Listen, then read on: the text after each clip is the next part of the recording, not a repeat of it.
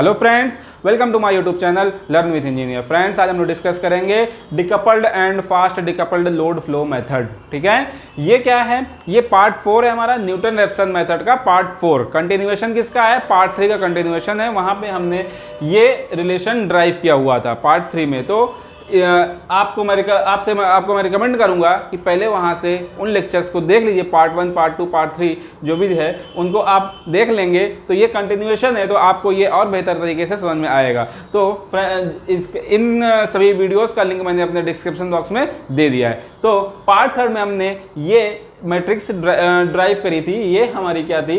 Power की matrix थी, जहाँ पे हमने एक्टिव पावर और रिएक्टिव पावर ली हुई थी। ठीक है, बस इसकी ये डेल्टा था, डेल्टा और वोल्टेज की मैट्रिक्स थी।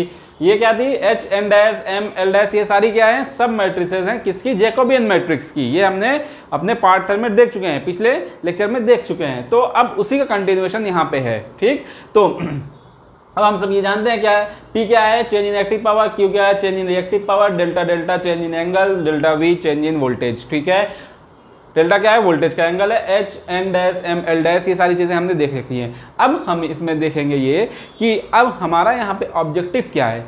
देखिए, यहाँ पे जितनी एच मैट्रिक्स, मान लीजिए एच मैट्रिक्स थी, तो एच मैट्रिक्स की साइज़ कितने आ रहे थे, कितने टर्म्स आ रहे थे? जितनी बसेस थी P Q buses plus P buses, उसके लिए हमने निकाला थी एल इंटू एल की साइज़ बन रही थी। Total buses P Q plus P buses, उनकी जो साइज़ आ रही थी एल इंटू एल की साइज़ आ रही थी एच की। ठीक है, इसी तरह एन की अपनी अलग साइज़ थी एन डैश की, एम की अलग साइज़ थी, एल डैश की अलग साइज़। मतलब मेरा ये कहने का है कि इसमें कई सारे टर्म्स थे जिनको हमें कैलकुलेट करना पड़ रहा था डेल्टा पी को कैलकुलेट करने के लिए। ठीक है, पहले इन सारे टर्म्स को कैलकुलेट कर रहे थे, उसके बाद इन्हें इससे मल्टीप्लाई करते हुए हमारी कुल मिला के कैलकुलेशन बहुत ही लेंदी हो रही थी। ठीक है, तो हम यहाँ पे प्रैक्टिकल सिनारियो के तौर पे अपने उस कैलकुलेशन को थोड़ा छोटा करेंगे। उसके बाद अभी हम क्या पढ़ेंगे? Decoupled load flow method. फिर हम उसको और छोटा करेंगे, वो तब होगा fast decoupled load flow method. वहाँ पे थोड़ा और हमारा आइट्रेशन कम हो जाएगा। तो अब हम शुरू करते हैं। तो इसके लिए देखिएगा कि इस मैट्रिक्स से हम लोग क्या लिख सकते हैं? Delta P is equal to H into delta delta plus N dash into delta V upon V. ठीक है, ये बन रही है हमारी पास मैट्रिक्स।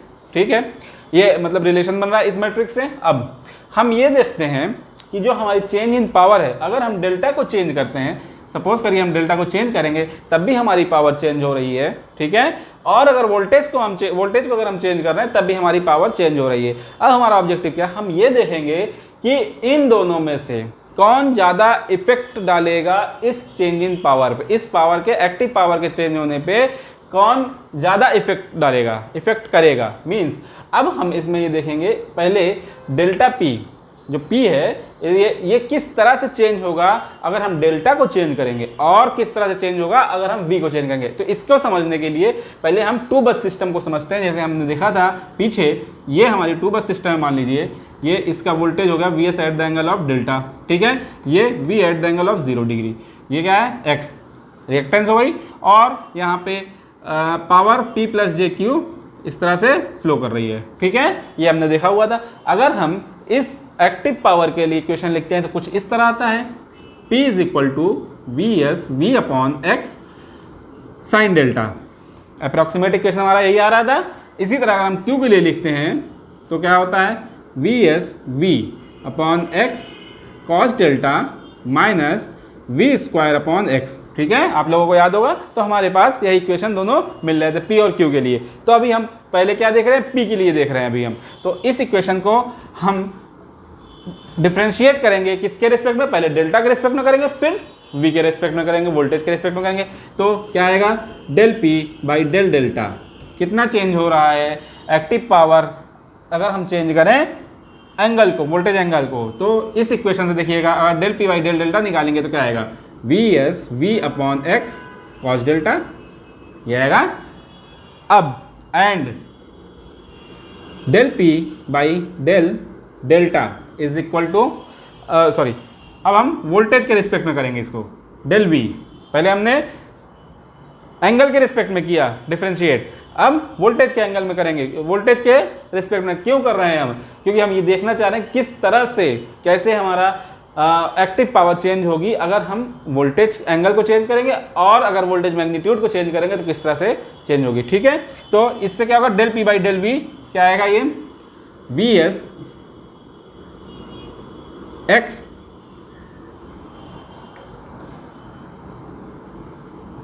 ये सॉरी हाँ वी एस, इसको देखिएगा del P by del V S X, और ये हो गया साइन डेल्टा। ठीक है, ये हमारा इक्वेशन फर्स्ट हो गया, ये इक्वेशन सेकेंड हो गया।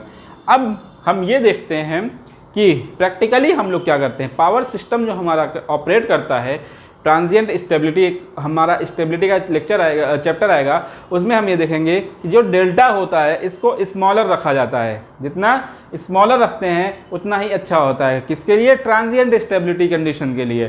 ठीक है, और हमारा नॉर्मली पावर सिस्टम उसी पे ऑपरेट करता है, नॉर्मल कंडीशन में डेल्टा बहुत ज़ीरो होता है। ठीक है, so due to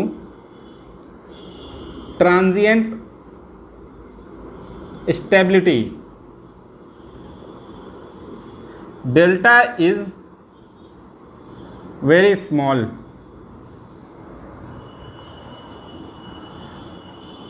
delta is smaller. ठीक है, अब देखिएगा अगर डेल्टा स्मॉलर हो मतलब कम है तो कॉस डेल्टा क्या होगा, कॉस डेल्टा हमारा ज़्यादा होगा। ठीक है, और साइन डेल्टा क्या होगा, हमारा कम होगा। ये चीज़ क्लियर है कि ट्रांजिएंट स्टेबिलिटी कंडीशन के लिए हम डेल्टा को ऑपरेट कराते हैं हमेशा लोअर वैल्यू पे, स्मॉलर वैल्यू पे। उस कंडीशन में क्या होगा, अगर डेल्टा कम है, डेल्टा लोअर वैल्यू है, means 0 degree 1 degree 2 degree 3 degree, तो उस समय कॉस डेल्टा ज़्यादा होगा और साइन डेल्टा कम होगा। ठीक है, ये हमारी ट्रिग्नोमेट्री आएगा। अब इन दोनों इक्वेशंस को देखिएगा, अगर हम यहाँ पे देखें तो क्या आएगा कि डेल्टा अगर कम हो रहा है तो कॉस डेल्टा बढ़ रहा है, मीन्स कॉस डेल्टा ये बढ़ गया मान लीजिए। ठीक, और साइन डेल्टा कम हो रहा है। अगर कॉस डेल्टा बढ़ रहा है, इस इक्वेशन देखिएगा तो ये वाला भी टर्म बढ़ेगा। ठीक, और साइन डेल्टा यहाँ पे कम हो रहा है तो ये टर्म कम होगा। अब हम क्या देखते हैं, हम ये देखते हैं कि नॉर्मल कंडीशन में del P by del delta ज़्यादा है, मतलब change in active power with respect to voltage angle is greater than change in active power with respect to magnitude of voltage. ये चीज़ है। अच्छा, ये क्या है, इसको थोड़ा और समझते हैं, एलोबरेट करते हैं इसको। ये कैसे आएगा, मान लीजिए डिफरेंशिएशन क्या होता है, डिफरेंशिएशन क्या होता है। अगर हम ये देखें, एक ये कर्व है हमारे पास एक सपोज दैट एक ये कर्व है। ठीक है, स्ट्रिप कर्व है। ठीक, ये हमारा मान लीजिए v है और ये डेल्टा है। ये अगर हम यहाँ पे dy बाई डी एक्स निकालेंगे या del V by D X निकालेंगे तो क्या आएगा, ये आ रहा है। ठीक है, इसको थोड़ा और स्टिप बनाते हैं। इसका मतलब ये है कि अगर इस तरह से कर्व है हमारे पास, तो इस पे अगर हम डी बाई डी एक्स निकालें तो क्या आएगा, ये है और ये है। मीन्स ये देखिए डी एक्स ये है और ये डी वाई है। तो इसका क्या मतलब हुआ, ये अगर मान लीजिए डेल्टा है सपोज करिएगा, तो ये D Y by D X क्या है, यहाँ पे ज़्यादा है। देखिएगा क्यों कि चेंज इन, देखिए जो वोल्टेज है, या D V by D X, D V by delta ही कर लीजिए इसको, डी वी बाई डेल्टा कर लीजिए इसको। ठीक है, जो चेंज हमारा change active power, sorry active power मान लीजिए, और ये भी एक्टिव पावर है। ठीक है, तो change in active power del P by del delta, इसका मतलब यही हुआ कि अगर हमने वोल्टेज को थोड़ा सा चेंज किया है तो पावर हमारी ज़्यादा चेंज हो जा रही है, ज़्यादा चेंज हो रही है। उस वक्त क्या हो रहा है, जो कर्व अगर हम बना के देखते हैं तो उसका जो एंगल आता है वो ज़्यादा आता है, अप्रॉक्सीमेटली 80 डिग्री 90 डिग्री इस तरह से। अगर मतलब कर्व हमारा स्टीप होता जा रहा है, वर्टिकली स्टीप होता जा रहा है, तो हमारा ये एंगल बढ़ता जाता है। उससे क्या मतलब होता है, उससे मतलब ये होता है कि हमारा del P by del delta ज़्यादा हो रहा है। मीन्स क्या हो रहा है कि डेल्टा को चेंज करने पे डेल्टा को चेंज करने पे हमारी पावर ज़्यादा चेंज हो रही है, और इसका मतलब यही हुआ जो हमारा इंक्रीज कर रहा है तो ये ज़्यादा हो रहा है del P by del delta. इसको समझने के लिए ये कर्व समझिएगा कि डेल्टा में अगर हम कम चेंज करते हैं, थोड़ा चेंज करते हैं तो हमारा एक्टिव पावर ज़्यादा चेंज हो रही है, इसका मतलब ये हुआ। ठीक है, अब दूसरी तरफ अगर हम देखें, ये हमारी मान लीजिएगा, अब ये हमारा एक कर्व है P, ये मान लीजिए V है, और इसका कर्व कुछ इस तरह से बन रहा है, फ्लैट कर्व ऐसे बन रहा है। ठीक है, तो अगर हम यहाँ पे लेते हैं क्या, del P by del X D V, del P by del D V suppose that, तो यहाँ पे देखिएगा वोल्टेज को हम ज़्यादा चेंज कर रहे हैं लेकिन हमारा P कम चेंज हो रहा है। इसका मतलब ये हुआ del P by del V, del P by del V, मतलब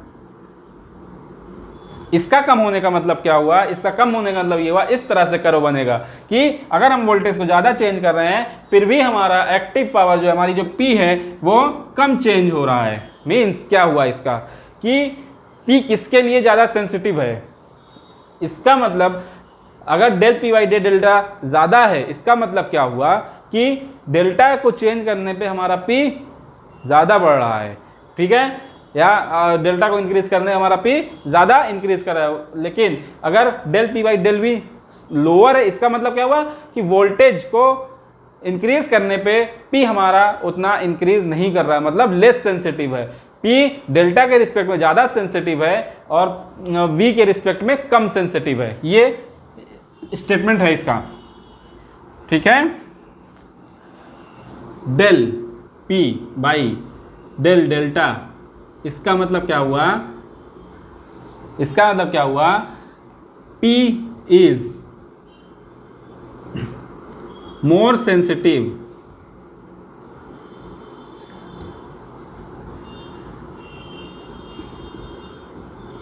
with respect to delta and del P by del V। Lower का मतलब क्या हुआ, P is less sensitive with respect to V। ठीक है, तो अब इस इक्वेशन से देखिएगा जो हमारा हो रहा था del P is equal to H into del delta plus N dash into del V upon V। तो हमारा P कम चेंज हो रहा है, लेस सेंसिटिव है V के रिस्पेक्ट में और ज़्यादा सेंसिटिव है डेल्टा के रिस्पेक्ट में। तो इस टर्म को हम ज़ीरो कर सकते हैं इसके कंपैरिजन में। ठीक है, तो मीन्स डेल्टा चेंज इन डेल्टा कंपैरिजन में चेंज इन वोल्टेज हम ज़्यादा चेंज इन डेल्टा अगर हम कर रहे हैं तो एक्टिव पावर हमारी ज़्यादा चेंज हो रही है, मतलब एक्टिव पावर ज़्यादा सेंसिटिव है डेल्टा के रिस्पेक्ट में लेकिन कम सेंसिटिव है वोल्टेज के रिस्पेक्ट में। इसलिए ये term N dash into delta V upon V is lesser than this term H into del delta. So this can be approximated as H into delta delta. ये हमारा आया एक्टिव पावर के लिए कि हम इसे अप्रोक्सीमेट कर सकते हैं H इंटू डेल्टा डेल्टा। हमने इसका प्रैक्टिकली देखा, प्रैक्टिकल सिनारियो देखा कि हमारी एक्टिव पावर कैसे, अगर डेल्टा चेंज हो रहा है तो एक्टिव पावर ज़्यादा चेंज हो रही है बनिस्बत कि अगर वोल्टेज चेंज हो तो वो एक्टिव पावर उतना चेंज नहीं हो रही है। तो हमने जो change in active power with respect to voltage था वो वाला टर्म जीरो कर दिया इसके कंपैरिजन में। ठीक है, तो हमारा ये अप्रॉक्सीमेट फार्मूला आ गया del P is equal to H into del delta. अब देखिएगा यहाँ पे इसी तरीके से अगर हम Q के लिए लेते हैं, अच्छा एक इसको मैथमेटिकली भी हम ये देख सकते हैं कि देखिएगा अगर हमारा डेल्टा, हमने कहा delta is smaller, suppose that this tending to zero, इसका क्या मतलब हुआ, sine delta is also tending to zero. जब साइन डेल्टा यहाँ पे जीरो हो जाएगा तो इसका क्या मतलब हुआ, del P upon del V tending to zero. जब ये ज़ीरो हो जा रहा है तो वही तो हमने यहाँ पे किया, इसको हमने ज़ीरो पुटअप कर दिया, तो हमारा यहाँ पे अप्रॉक्सीमेट फार्मूला हो गया। हमने पहले प्रैक्टिकली देख लिया कि किस तरह से हम डेल्टा स्मॉलर रखते हैं और डेल्टा को चेंज अगर कर रहे हैं तो किस तरह से हमारी एक्टिव पावर चेंज हो रही है। अगर वोल्टेज को चेंज कर रहे हैं उस कंडीशन में तो हमारी एक्टिव पावर कम चेंज हो रही है। ठीक है, एक्टिव पावर मतलब क्या हुआ, ये बहुत ही क्रूशियल स्टेटमेंट होता है। Active power is more sensitive with respect to voltage angle delta, voltage angle delta. ठीक है, more sensitive to voltage angle delta. ठीक, अब क्यू के लिए इसी तरह देखते हैं।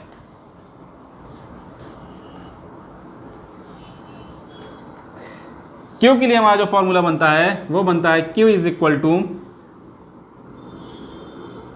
We S V upon X cos delta minus V square upon X, यही होता है। अब हम यहाँ पे देखेंगे क्यू,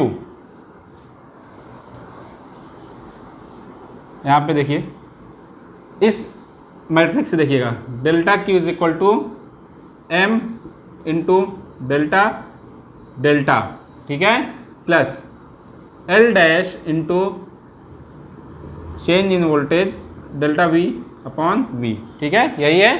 अब इसमें भी हमें वही करना है कि हमें देखना है क्यू डेल्टा के रिस्पेक्ट में किस तरह चेंज हो रहा है और वोल्टेज के रिस्पेक्ट में किस तरह चेंज हो रहा है। तो हम फिर से वही प्रोसेस करते हैं, del Q by del delta अगर निकालेंगे तो क्या आएगा, V S V upon X sine delta minus ये जीरो हो जाएगा क्योंकि कांस्टेंट रहेगा, यहाँ पर कोई डेल्टा का टर्म नहीं है। इसी तरह से अगर हम del Q by del V निकालें तो क्या आएगा, V S upon X cos delta minus sine delta minus sine delta, sorry V के रिस्पेक्ट कर रहे हैं ना, तो ये हमारा आएगा कॉस डेल्टा का कॉस डेल्टा ही रहेगा क्योंकि कांस्टेंट का काम करेगा।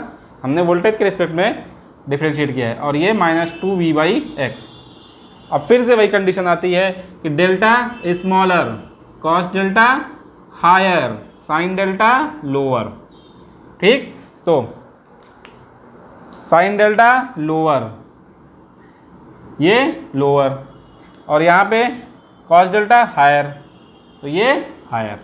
ठीक, तो इसमें क्या हुआ, अपोजिट कंडीशन यहाँ पे हो गई। देखिएगा कि डेल क्यू ज़्यादा कम सेंसिटिव है अगर हम वोल्टेज अगर हम एंगल को मतलब रिएक्टिव पावर हमारी कम सेंसिटिव है किसके लिए, वोल्टेज एंगल के लिए, डेल्टा के लिए, और रिएक्टिव पावर हमारी ज़्यादा सेंसिटिव है किसके लिए, वोल्टेज के लिए। यही है, तो इसी का मतलब ये हुआ, जैसे हमने एक्टिव पावर के लिए लिया वैसे ही रिएक्टिव पावर के लिए लिया।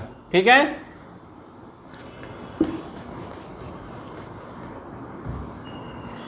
यहाँ से देखते हैं del Q by del delta, इसका मतलब ये हुआ क्यू इज, ये हमारा लोअर है ना, ये लोअर है, less sensitive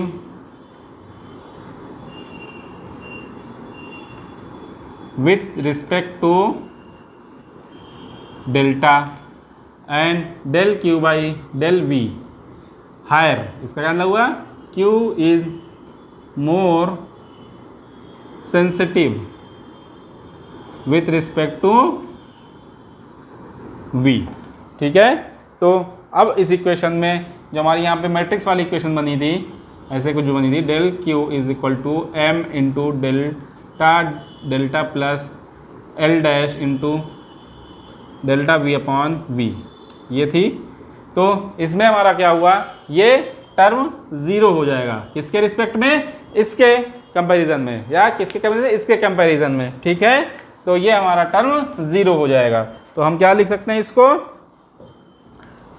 delta Q is approximately equal to L dash into del V upon V. ये हमारा आ गया क्यू के लिए, चेंज इन क्यू। तो आप लोगों ने ये समझा कि किस तरह से हम देखते हैं कि एक्टिव पावर में चेंज कैसे हो रहा है, अगर हम वोल्टेज के एंगल को चेंज कर रहे हैं और अगर हम वोल्टेज के मैग्नीट्यूड को चेंज करें। तो हमने ये देखा कि हमारा del P by del delta ज़्यादा होता है। तो इसका क्या मतलब हुआ, पी ज़्यादा सेंसिटिव है डेल्टा के रिस्पेक्ट में। अगर हम वोल्टेज को बढ़ाएंगे या घटाएंगे तो वो उतना इफेक्ट नहीं करेगा पी को जितना कि अगर हम डेल्टा को घटाएंगे बढ़ाएंगे तो यही चीज़ यहाँ पे हमने इसको जो वी वाला टर्म था उसको ज़ीरो कर दिया इसके कंपैरिजन में, ठीक है, डेल्टा के वाले एक टर्म के कंपैरिजन में। तो हमारा delta P is approximately this. तो अब यहाँ पे देखिएगा ऐसे ही हमने Q के लिए कर दिया कि यहाँ पे Q किसके लिए ज़्यादा सेंसिटिव है, वोल्टेज के लिए सेंसिटिव है। हमने यहाँ पे देखा किस तरह से, ये हमने इक्वेशन से देखा कि Q वोल्टेज के लिए ज़्यादा सेंसिटिव है, तो हमने डेल्टा वाले टर्म को जीरो कर दिया वोल्टेज के वाले टर्म से के कंपैरिजन में। तो ये हमारा आ गया। ये मतलब डायरेक्ट क्वेश्चन भी ऐसे आते हैं, एक लाइन का क्वेश्चन आ जाता है कि active power is more sensitive with respect to delta, मतलब वोल्टेज और वोल्टेज एंगल। तो आपको वहाँ पे मल्टीपल चॉइस टाइप का रहता है, डायरेक्टली क्वेश्चन ऐसे पूछा जाता है, ठीक है। तो अब अच्छा, यहाँ पे डिकपल्ड लोड फ्लो मेथड, इसका नाम क्यों पड़ा। अब ये देखिएगा हमने यहाँ पे क्या करा कि P को हमने डिकपल कर दिया, मतलब हटा दिया, किससे, वोल्टेज से। P को हमने डिकपल्ड कर दिया वोल्टेज से, मतलब हमारा वोल्टेज अब हमारे अप्रोक्सीमेट फार्मूला में वोल्टेज का कोई टर्म नहीं, इसलिए वोल्टेज अफेक्ट नहीं कर रहा है, कपल्ड नहीं है किससे, एक्टिव पावर से। इसी तरह हमने इस वाले टर्म में, Q वाले टर्म में Q को डिकपल किससे किया, डेल्टा से डिकपल्ड कर दिया, इसलिए इस मेथड का नाम जो है वो है डिकपल्ड लोड फ्लो मेथड, ठीक है। अब देखिए हमारी कैलकुलेशन कितनी आसान हुई, कितनी आसान हुई। कैसे आसान हुई ये देखिएगा कि अब हमें अगर डेल्टा पी को निकालना है तो हमें इस टर्म को कैलकुलेट करने की ज़रूरत नहीं है, इस वाले टर्म को कैलकुलेट करने की ज़रूरत नहीं है, अप्रॉक्सीमेट फार्मूला हमारा ये आ जाता है। यहाँ कैलकुलेशन बच गई हमारी।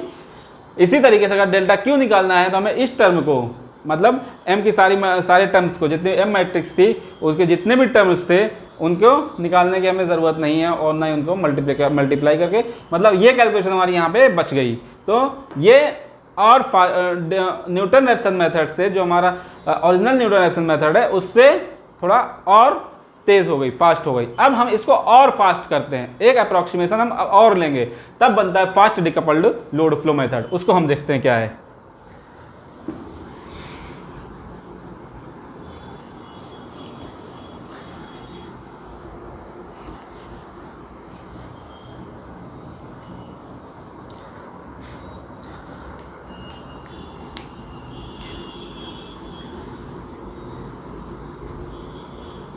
Delta P is equal to हमारा पास आ गया H is approximately equal to H into delta delta, ठीक।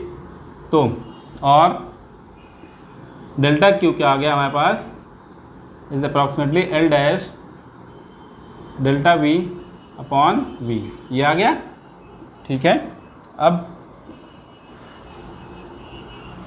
ये देखिएगा कि जो हमने एच आई के, मतलब जो हमने h के टर्म्स निकाले थे, h को कैलकुलेट करने के लिए, मैट्रिक्स h के सारे टर्म्स को कैलकुलेट करने के लिए हमने इक्वेशन जो ड्राइव किया था वो कुछ इस तरह था, h i k, मतलब नॉन डायगोनल एलिमेंट्स जो थे, इसी पर डायगोनल एलिमेंट वाला भी काम हो जाता अगर हम k की जगह पे i रख दे रहे थे। तो is equal to L dash i k is equal to V i V k Y i k sine of delta I minus delta k, sorry delta i, theta नहीं, sine of delta I minus delta k minus theta i के।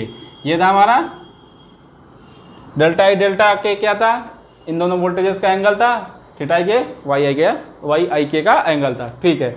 अब हमें ये देखते हैं कि जब हमें कैलकुलेट करना होगा तो हर आइट्रेशन के लिए हमारे पास वोल्टेज और एंगल का, वोल्टेज और एंगल का जो रिजल्ट है वो चेंज होगा। For each and every iteration the value of the voltage and angle will different, change होगा।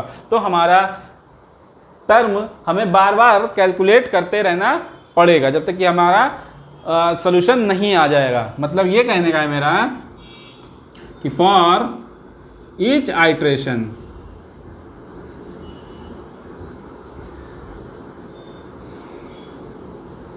Magnitude and angle of voltage changes. किस तरह से, जैसे हम यहाँ निकाले थे x is equal to x0 plus delta X. पहले आइट्रेशन में हम क्या रख रहे थे, अगर हमारे पास x आइट्रेशन हो रही थी, x का फर्स्ट आइट्रेशन था, तो हम पहले जो इनिशियल केस लिए थे वो था, प्लस डेल्टा x को हम कैलकुलेट कर रहे थे, फिर डेल्टा x को यहाँ पे रख के x1 निकाल ले रहे थे। इसी तरह हमें सेकेंड आइट्रेशन जब निकालना हो रहा था तो हमारे पास x1 प्लस डेल्टा x फिर निकालते थे, फिर डेल्टा x को निकाल के इसमें एडअप करके x1 में x2 निकालते थे। इसी तरह हम आइट्रेशन बाय आइट्रेशन करते जा रहे थे। तो हमारे पास क्या प्रॉब्लम है कि हमें बार बार हर आइट्रेशन पे इसका मैग्नीट्यूड, जो मैग्नीट्यूड और एंगल है जो वोल्टेज का, वो चेंज हो रहा है। अब हम कुछ ऐसा अप्रॉक्सीमेशन करते हैं कि प्रत्येक आइट्रेशन पे हमारी वैल्यू चेंज ना हो। तो प्रैक्टिकली ये देखिएगा, कि हमारे जो भी बसेज हैं उनके वोल्टेज 1 पर यूनिट के आसपास ही रहते हैं। नॉर्मल कंडीशन में 1 पर यूनिट के आसपास ही रहते हैं, ठीक है। मतलब मेरा कहने का है जो भी वो बस है, चाहे VI है चाहे VK कोई भी बस है, उसका जो मैग्नीट्यूड होगा वो अप्रॉक्सीमेटली हमेशा 1.0 पर यूनिट के आसपास ही रहता है, ठीक है। 1.2 हो जाएगा, 1.05 हो जाएगा, 1.1 हो जाएगा, मतलब इसी के आसपास रहता है। तो हम इसको अप्रॉक्सीमेट कर सकते हैं VI is equal to VK is equal to 1 per unit, ठीक है। अच्छा, दूसरा अप्रॉक्सीमेशन क्या होता है हमारा कि जो वोल्टेजेस के एंगल हैं, हर बस पे जो वोल्टेजेस के एंगल हैं वो लगभग सेम होते हैं, मतलब कम होते हैं। कम हम नहीं जानते हैं कि प्रत्येक स्टेबिलिटी कंडीशन के लिए हमें कम चाहिए होता है। तो सारे वोल्टेजेस के जो बसेज हैं उनके वोल्टेज के एंगल हैं वो कुछ चेंज होते हैं, लेकिन ज़्यादा डिफरेंस नहीं होता है। तो मतलब ये एक केवल अप्रॉक्सीमेट कर रहे हैं हम, अप्रॉक्सीमेट। श्योर बात है कि हमारा रिजल्ट जो आएगा वो एग्जैक्ट नहीं होगा, लेकिन ये हमारा अप्रॉक्सीमेशन है, अप्रॉक्सीमेट कर रहे हैं हम। तो इसका क्या मतलब हुआ, delta I is approximately equal to delta k. Delta I is approximately equal to delta k. मतलब हमने ये कहा कि प्रत्येक बस पे जो वोल्टेज का एंगल है वो लगभग बराबर होगा। चाहे कोई 5 डिग्री का एंगल होगा, कोई 6 का होगा, कोई 7 का होगा, मीन्स आपस में लगभग बराबर हैं। तो हमें इससे फ़ायदा क्या मिलेगा, फ़ायदा हमें ये मिलेगा कि अगर अब इस टर्म को देखें हम तो HIK is equal to L-IK is equal to क्या आ जाएगा, ये YIK, ठीक है। क्यों, क्योंकि VI और VK की वैल्यू 1 पर यूनिट हो गई, और ये sine of delta I minus delta I, delta I is equal to delta के हो गया है, तो ये 0 हो जाएगा और ये माइनस थीटा आई के केवल रह जाएगा, ठीक है। तो ये हमारा केवल बचेगा। अब हम ये देखते हैं कि देखिए अब हमें प्रत्येक आइट्रेशन, देखिए ये क्या है, एडमिटेंस मैट्रिक्स का एडमिटेंस है, तो इस पर आइट्रेशन पे कोई इफेक्ट नहीं पड़ना है, और यहाँ पे आइट्रेशन पे कोई इफेक्ट नहीं पड़ना है। तो हमने क्या कहा था, जब हमें इसके पहले कैलकुलेट करना, हर आइट्रेशन पे हमारी वैल्यू चेंज हो रही थी, फिर हमने एक अप्रॉक्सीमेशन किया कि हर बस पे, प्रत्येक बस पे वोल्टेज 1 पर यूनिट के आसपास है। दूसरा क्या अप्रॉक्सीमेशन किया कि वोल्टेज का एंगल प्रत्येक बस पे लगभग सेम है, कोई 5 डिग्री है, कोई 5.5 है, कोई 6.7 है, कोई 8 है, मतलब आसपास ही है। तो हमने ये भी अप्रॉक्सीमेट किया, उन अप्रॉक्सीमेशन से हमें ये मिल गया। जब ये मिल गया, हमें ये टर्म मिल गया, HIK is equal to YIK sine minus theta IK, तो यहाँ पे देखिए आइट्रेशन का कोई इफेक्ट नहीं पड़ेगा, क्योंकि हमारे को यहाँ पे कोई इनिशियल गेस नहीं है, ये दिया हुआ होता है। अच्छा, हम ये देखेंगे ये क्या चीज़ होती है, YIK means Y is equal to क्या होता है, G प्लस JB, ठीक है। अगर हम लिखें कि Y at the angle of theta is equal to, तो क्या होगा, Y cos theta plus J Y sine theta, यही होगा, ठीक, यही हो गया। तो अगर हम यहाँ पे देखें तो B is equal to susceptance is equal to क्या है, ये magnitude of admittance into sine theta, ठीक। तो इस तरीके से हम यहाँ से क्या लिख सकते हैं, HIK is equal to L-IK is equal to, ये वाला टर्म क्या हो जाएगा, minus sine minus theta, minus बाहर चला जाएगा, ये हो गया, और Y i k sign theta i k is equal to B, B i k susceptance of the line, susceptance of the line connected between ith bus and kth bus. ठीक, यही हो गया। तो हमारा और फास्ट हो गया हमारा कैलकुलेशन, आइट्रेशन की, हमारे आइट्रेशन की मतलब आइट्रेशन जरूरत नहीं पड़ी, हर आइट्रेशन पे वैल्यू चेंज, किसी भी आइट्रेशन पे वैल्यू चेंज नहीं होगी। क्यों? क्योंकि हमने यहाँ अप्रॉक्सीमेट कर दिया, इसलिए आइट्रेशन पे वैल्यू चेंज नहीं हो रही है। तो ये मतलब हमारा हुआ कि ये जो हमारे कैलकुलेशन आई लोड फ्लो की और फास्ट हो गई, हमें बार बार कैलकुलेट करने की ज़रूरत नहीं पड़ी। तो आई होप कि आप लोगों को डिकपल्ड और fast decoupled load flow method का मेथड समझ में आया होगा। फिर भी कहीं पे कोई क्वेरी है या डाउट है तो मुझे कमेंट बॉक्स में कमेंट करिएगा, मैं आपको वहाँ पे आंसर करूँगा। Thank you very much.